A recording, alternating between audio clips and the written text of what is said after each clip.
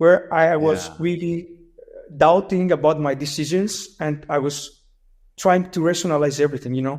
I was trying to put structure and put some order in my life. I was saying, okay, I need to abandon Greece. The situation here is, it's literally shitty. Banks are closed. People are young people are, half of them are unemployed. My friends are losing their jobs. My family is bleeding financially. What are we doing here? I insisted staying in Greece, but practically this didn't make any sense. And I was really struggling inside. Okay, let's try to rationalize it. Let's try to make a benchmarking and what's the best option. I was looking for a reasoning and rational into everything. But on the other hand, somehow I was really appealed to this kind of scenes. I think it was something inherent, coming from really inside. And for some reason, for 2-3 years of my life, I was really obsessed setting this kind of stuff.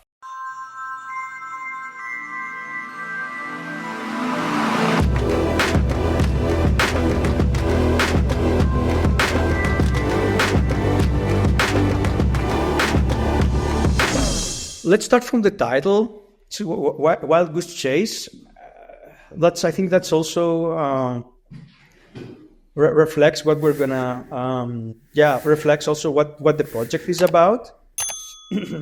Wild Goose Chase is a phrase that first time was appeared in I think Hamlet of William Shakespeare, describing a situation that it's like chasing or pursuing things that they do not exist. You doubt about their existence. It's almost impossible. They're not tangible, and it's almost impossible to experience. So I borrowed the title from this text of Shakespeare, and it's actually a project drilling down, really diving into absurdism and talking about scenes of ordinary life that they do not make sense, let's say. Or you try to understand what's going on, you try to rationalize. And why? Now you will wonder why I wanted, to work on something like that. We talked about it earlier. Project, we talked about it earlier. Yeah. This came in another, let's say, phase of my life where I was really doubting about my decisions, and I was trying to rationalize everything. I was trying to put structure and put some order in my life. I was saying, okay, I need to abandon Greece. The situation here is, it's literally shitty. Banks are closed. People are young people are, half of them are unemployed. My friends are losing their jobs. My family is bleeding financially. What are we doing here? I insisted staying in Greece, but practically this didn't make any sense. And I was really struggling inside. Okay, let's try to rationalize it. Let's try to make a benchmarking and what's the best option. I was looking for a reasoning and rational into everything. But on the other hand, somehow I was really appealed to this kind of scenes. I think it was something inherent, coming from really inside. And for some reason, for 2-3 years of my life, I was really obsessed setting this kind of stuff. My eye was going right on this kind of frames and compositions. That creates a lot of context. That creates a lot of depth. Do you think when you look back at that time and you were talking about, half of your friends were unemployed, they're losing their jobs. Did you see an absurdity in all of that? Like the absurdity of larger, you know what I mean? And so in a lot of ways, this is all absurd. We're all crazy. It's like, is this kind of like what you were going through? I'm trying to make a connection here, and let me know if I'm there. Yeah. I think you are really to the point. I cannot easily describe the situation we experienced between 2012 and 2017 in this country. Yeah. Like it's, I think you can leave this kind of things only in a matrix. All the people in Greece, and believe me, it's not, it's not really funny, Yeah. I cannot easily, if you do not experience it, you don't understand what we're talking about. And I think the people, literally all the people, they're in a madness, they're walking on the street and they were talking on the air. Like, people were lost. People were literally lost. Uncertainty everywhere. You didn't know if you have to pay your rent next day. You didn't know if the banks will be open. You didn't know if the cash machine is going to have money. You didn't know if you're going to... Where you're going to sleep? Are you going to sleep? You're 40 years old, but you're going to sleep with your parents. You're going to sleep with a friend. You're going to sleep with your sister. Like, it's a crazy situation. And I think that this really influenced me, this very specific period in my life. I was more or less in the same mode. And I think it really relates. I think your comment is really to the point. Mm-hmm.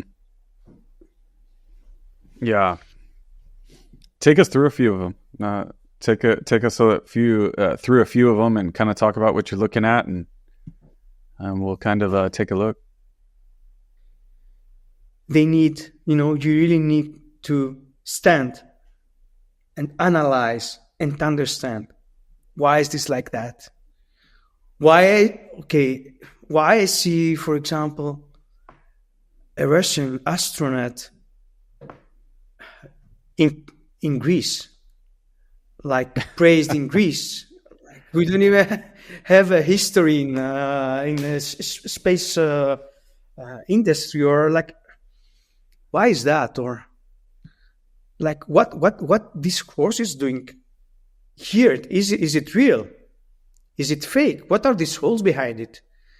What is this wall? Why is it standing like that in the face on the wooden wall? Yeah, same here. Like, of course, there's always an explanation, but I mean, what I also like is I don't like dictating what I'm talking about.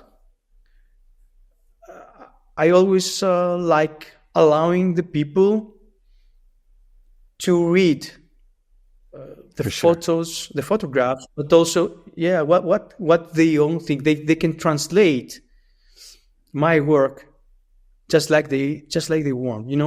I'm not a documentary photographer. I'm not documenting anything, and I don't think that also the world expects me to document something.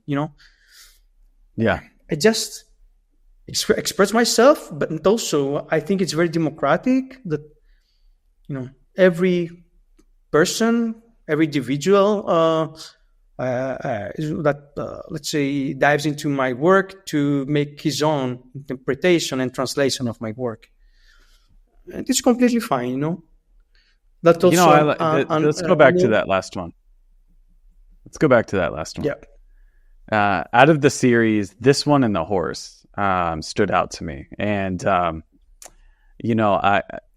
really enjoy how level the photo is. You perfectly frame the window, and then this out of balance table that seems to be set up for tea or some kind of situation, or it could also be a watering pot for the plants. It just seems like the food for the plants. It's an interesting composition. Not to mention the color's great, pink against green. I really, really like. But this one, just when you talk about what you said before, this kind of encapsulates, what your inspiration for it. And an unbalanced table doesn't make sense. Everything rolls off. Like, what's Yeah, going and on? I'm also I have my, let's say, my own very personal issues as well. I want everything. Yeah. So what you see in my photos reflects also, how I am as a person. I want everything to be that direct and straight and level. Naturally, but in this photo, believe me, I tried really hard to level the table. You did. Was it worse? What? It was much worse. Yeah, it was much worse. Oh, you should have made it worse. I would have loved it. But even the subtle slant on it is still strong. So like it's really interesting. I really liked this one out of them. I like that depth that it has. And the other one, when we looked at the horse, when I see horses, I spent a lot of time around horses growing up, and to see a horse with his head in the corner, when you look at a horse, they're almost pure potential. They're pure potential, and they're powerful, and they are strong. And to see one with his head up against the wall means that potential is purely, it's blocked. And here with the braids too, it's cared for, it's paid attention to, but at the end of the day, its pure potential is completely gone. This as a metaphor is amazing. What's that? Do you make the relation between what you said about the horse, that it's blocked, with the situation I described you? Absolutely. For this area? It's when you said that, like a lot of these images started to make sense to me. I already had the metaphor before, because like I loved horses growing up. I did a little riding, and that sounds cliche because I'm from Texas, but I did English riding actually. I didn't do Western, but it's so funny. I know. But it's just interesting to kind of think in, and at first, it almost doesn't seem like it's real, this is a real horse, right? Alive. That's a real horse, and that's one of the most common questions I get when I saw the whole series. If some things are real or they're like, if I made them, that's another question. Usual question is, if I put them there like props, which is never the case in my photography. It's not that I'm not directing my photos. I choose the composition. Maybe I will, but I'm not gonna take a horse and put it against the wall. It's like, I'm not gonna manipulate. Try to see if you can. Yeah, I don't want to see if you can get a horse to do that. I'd be impressed. They do that on their own. But, in Greece, we have only donkeys. I wouldn't do it. Yeah. It's these I think they encompass the backstory on it, and I can kind of see your eye, and I know you're letting me interpret it, so I'm going to jump in, and so it's quite interesting. I remember reading about what was going on in Greece at that time, and you're exactly right. Like we had no idea what it's going through, and to hear kind of your perspective as someone that was there and kind of living that situation, it creates, and then the body of work that comes from it is quite quite powerful and it's quite interesting. So like I quite enjoy this one for sure. I do. I'm glad. Thanks a lot. Wild Goose Chase. It kind of reminds me of the name. It's all connecting. I'm sure my viewers are too. Yeah. That's one of my favorites, the one with the marbles. Yeah. That was also on the blinds of a TP bookshop in Brussels for a while, for a period. One of my favorites. This one. Yeah, the car, the Audi. Yeah, Audi. It's an Audi A4. It's an Audi. Just hanging there with German. rope lights. Yeah. It's German. It can fly. It can do everything. Yeah. Yeah. Yes, this is ridiculous. Like, why on earth would someone want to do that? And but it's fascinating. It's absolutely interesting. Yeah, it catches your eye. I know what's going on. I know what's going on. Maybe there. Tell me about it. There's a rationale behind this. So I was.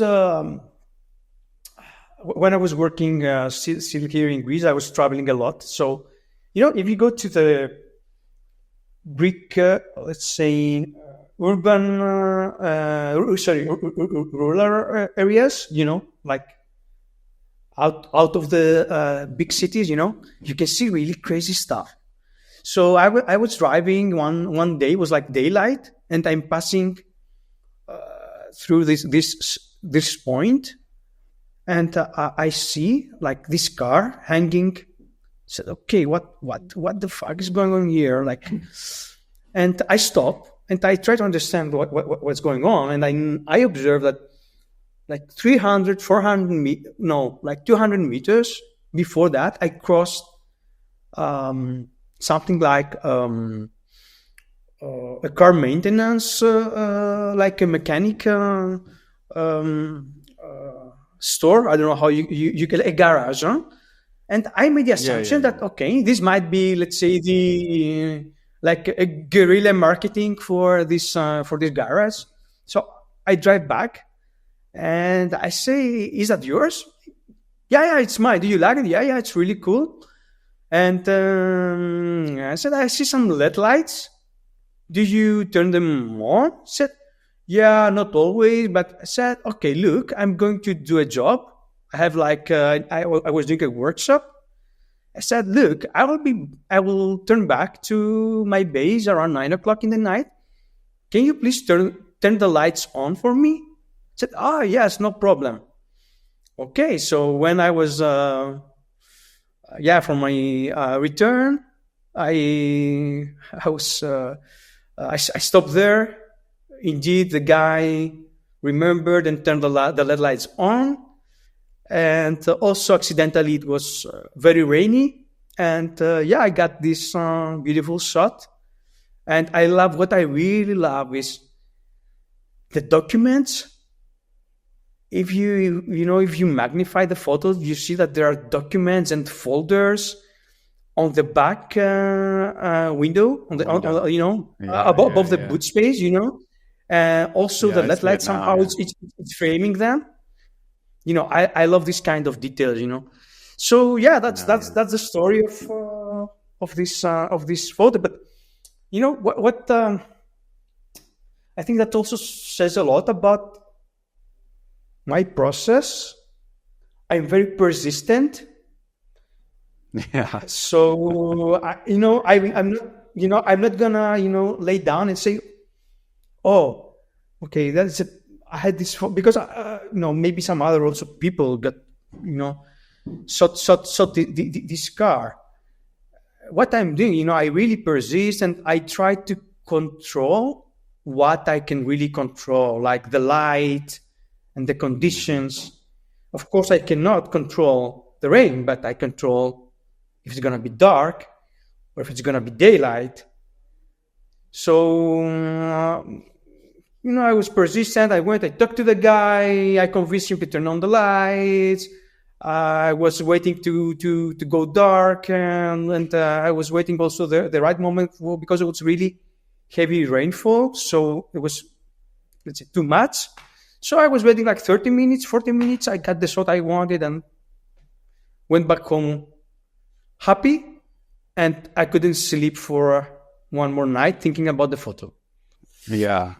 I think you did it's like a masterful job of kind of interpreting your world the way you saw it in the moment. And I think the backstory of what you were dealing with, the whole story is interesting, and it makes it really pop out as a series for you. And I know I enjoyed it just from a aesthetic kind of perspective with a little bit of information, but getting that whole like backstory is incredible.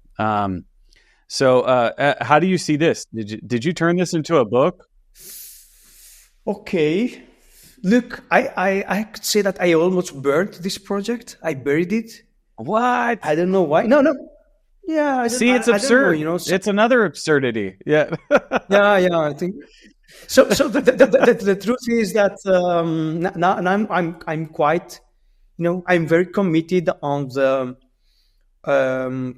publication of my most recent project that we will see next.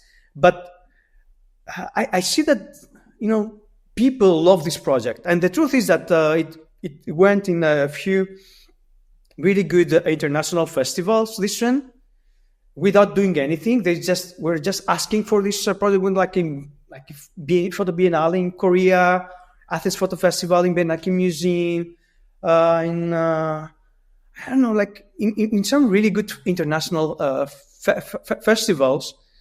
I even started a collaboration with the State Opera of Berlin because of this project. But, for now it's parked. And I think, maybe I did a mistake, as it was observed that I buried it very quickly. Maybe a critical factor is that when I decided to launch it, after a while, COVID came and somehow the dynamic of the festivals and this, declined. And I was also really deep into the project. I started shooting in 2017. So I didn't have the energy, I think, to promote it and, pursue the promo of this project. But I have started thinking again, maybe I will do something like this in the future.